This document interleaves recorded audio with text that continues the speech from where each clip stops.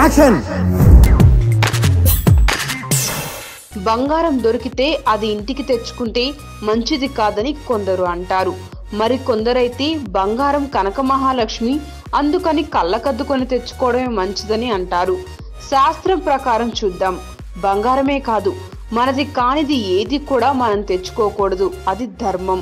మనకి దొరికినప్పుడు ఉండే ఆనందాన్ని అది పోగొట్టుకునే వాడిలో ఉండే బాధతో పోలిస్తే వాడి బాధ ఎక్కువ అనిపిస్తుంది.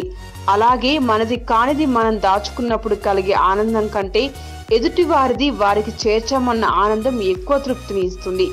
దొరికిన బంగారాన్ని తెచ్చుకుంటే మంచిది కాదు.